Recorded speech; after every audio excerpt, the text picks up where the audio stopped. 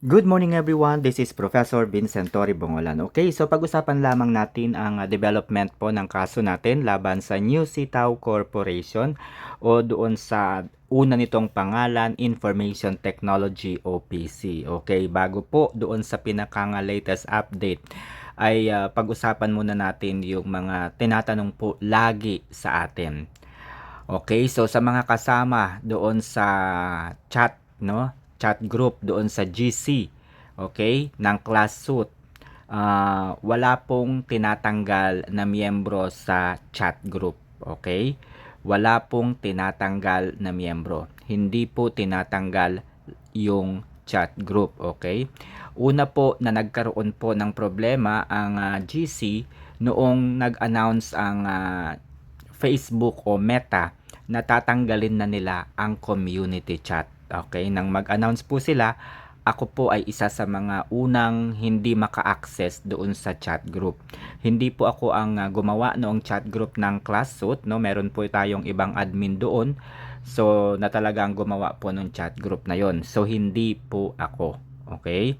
So, i-search po ninyo kahit saang platform, no? Pwede po sa Meta, pwede po sa Google. I-search po ninyo ang community chat. Okay? So, Facebook po ang nagtanggal doon sa chat. Okay, so sana po malinaw po yan. Marami po kasi yung nagme-message sa akin, Sir, bakit po ninyo ako tinanggal? Nagbayad naman ako. Sir, bakit po ninyo ako inalis sa GC? Samantalang party po ako ng class suit na yan. Nawalan din po ako ng pera. So na para bagang ang dating po sa akin ay masama, no? 'Di ba? Siyempre, pare-pareho naman po tayong nag-effort. Okay? Nagawin po ang lahat, makuha lang yung pera natin. And ginawa ko po itong pagli-lead sa class suit na yan, hindi para sa sarili ko. Kasi sabi ko nga po noon, nung sarap po ang sitaw, wala akong dapat na kumbaga gawing action kasi sa totoo lang kumita ako. Kung tutuusin, hindi ko kailangang makipaglaban sa sitaw. Pero sa awa ko po sa mga taong nawalan ng pera, pumayag ako doon sa suggestion ng isang seller na mag-lead para sa class suit. And salamat naman dahil may mga representative po na nag-volunteer na samahan ako sa pagli-lead, no? Kilala nyo na po kung sino-sino yung mga tao na yun na tumulong po sa akin. Nag-volunteer po talaga sila. Hindi ko po sila inaya. Nag-volunteer po sila na tulungan ako, samahan ako sa pagkakaso sa New Sitaw Corporation. Okay? So sana po malinaw po 'yon.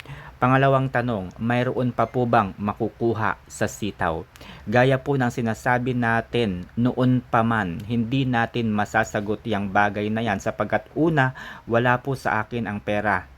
No? Pangalawa, hindi po sa bangko ko nag-deposit ang lahat ng seller. So, hindi ko masasagot kung meron pa bang pera na makukuha. Tanging sa pagkakaso lamang malalaman ang lahat. Kapag nagkaroon ng investigasyon, nagkaroon ng desisyon, nalaman ng korte na mayroon pang pera, sila po ang makakapag-announce kung may pera. Mababawi pa ba natin ang pera natin? Yan po ay ulit-ulit ko na pong nasagot, no? Kung mababawi pa ba natin ang pera, depende po sa kahihinatnan ng kaso. Sana po malinaw po yan. Okay? So, pangatlo, no? Pangatlo, kumusta na yung kaso natin laban sa sitaw? Meron po kasi nagtatanong na kinuha namin yung pera, yung contribution ninyo. Double kill kung tawagin ninyo. Kumikilos po kami. Hindi po kami namemeke, no?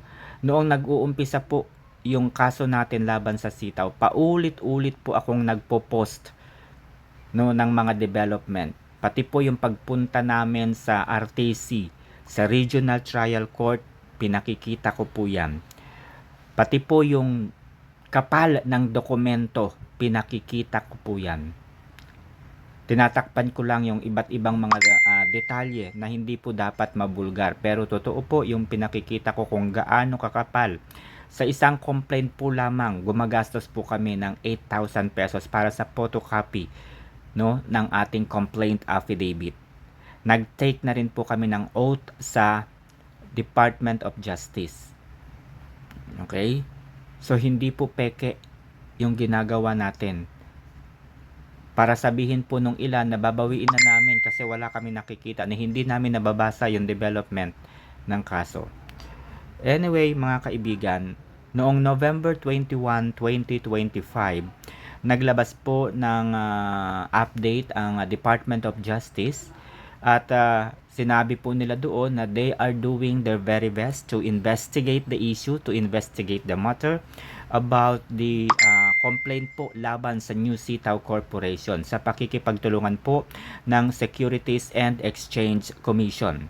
Kung inyo pong matatandaan, October 6, 2024, nagpunta po ako, October 6, 2024, nagpunta po ako sa Securities and Exchange Commission para sa formal na imbitasyon po sa akin ng Securities and Exchange Commission. Doon po ay inilatag ko yung ating mga ipinaglalaban tungkol sa sitaw. Hindi po lingid sa inyo na nandoon po yun po yung time na yon na kino-question ko po yung ginawa o nangyari o yung naging desisyon ng Securities and Exchange Commission. October 6, kino-question ko po yung sinasabi po ng lahat, ng karamihan na scam pala ang sitaw. Bakit pinatagal po ninyo ng 2 years? Kasama po ninyo ako dyan sa pagtatanong sa kanila. Ipinaliwanag po sa akin ng Securities and Exchange Commission ang dahilan kung bakit tumagal ng ganyan bago nila ni-revoke ang lisensya ng sitaw. Mahusay po, magaling po ang ginawang proseso ng sitaw upang itago ang kanilang ginagawang anomalya. Pinapalabas po nila na ganito, ganyan ang sitaw, pero sa katotohanan iba po ang nangyayari. At yun po ang dahilan. Upang maiwasan po yung mga mabilis na pagkalat ng mga balita na hindi naman legal yan, hindi naman registered yan, hindi etc. etc. Ang ginawa po ng sitaw, nag-register po sa gobyerno, sa LGU, sa Taguig, kung saan ito nandoon at nag-ooperate. Nag-registered po sila hanggang sa barangay level para ipakita sa taong bayan na totoo ang kanilang registration, and all the documents that they submitted to the Securities and Exchange Commission ay inaprubahan po ng New Sitaw ng Securities and Exchange Commission, hanggang sa naisip po nila, no, na tanggapin itong application na to at nabigyan nga po ang sitaw ng operasyon.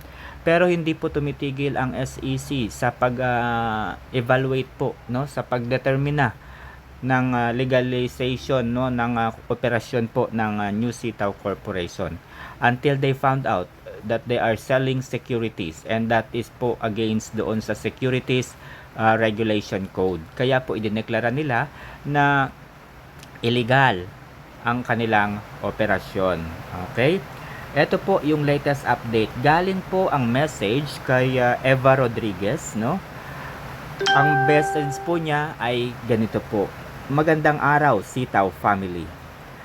May magandang balita po para sa ating lahat. May tutulong sa atin para mabawi ng buo ang perang nawala. Swerte ng Pasko at New Year natin.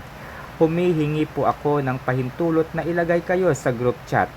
At sana ay matulungan ninyo akong mahanap ang lahat ng miyembro ng Sitaw. Salamat po kung interesado pa kayong mabawi ang pera nyong nawala. Mangyaring mag-reply po kayo agad.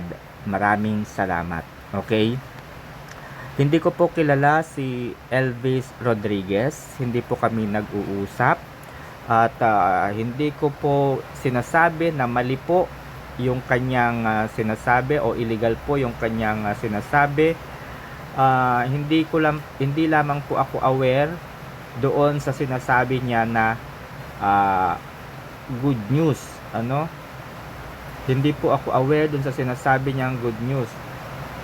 Kasi nagkausap kami before ni Elvin Rodriguez way back November 2023. Pa-add naman po sa GC Things. So, hindi ko lang po alam kung ano po yung sinasabi ni Sir Elvis Rodriguez. Nasa inyo po yun. Siguro po wala namang masama kung mag-join po tayo dun sa sinasabi niyang GC. no? Wala pong masama kung mag-join tayo doon sa sinasabi niyang GC, kasi kung ang layunin naman po nito ay para makuha yung claim natin, yung pera natin sa sitaw, bakit hindi? As long as hindi tayo siguro magbabayad, as long as sigurado tayo doon sa mga hakbangin, as long as mapapatunayan natin yung sinasabi po ni Sir Elvis na good news, 'di ba? So hindi ko rin po masasagot kung good news po ba 'yon, unless tayo po mismo ay mag-join at magpa-unlock po doon sa kanyang imbitasyon. Sa puntong ito kasi, mga kaibigan, kailimutan na po natin yung sinasabi na napakabuti, napakabait, tama ang sitaw. Ang kalaban po talaga natin dito ay New Sitaw Corporation, sapagkat pinaniwala tayo na ang kanilang operasyon ay legal at naaayon sa batas. Naipaliwanag na po namin ang mga dahilan. Oo, kumikita po tayo. Oo, nabigyan ng opportunity ang maraming mga Pilipino para kumita dito sa platform na ito. Pero ang mali po ay mali. Ano man po ang gawin natin, balibaligtarin naman po natin ang batas, mali pa rin po talaga yung kanilang ginawa. Ipinaliwanag ko po, no, simpleng ano po talaga siya. Kumbaga, isang mali na itinago sa isang katotohanan, parang ganun. Para magmukhang totoo, ginawa ang lahat. So, yun lamang po, no? Ibahagi po natin itong video na ito para sa informasyon po, para mas mabilis pong malaman.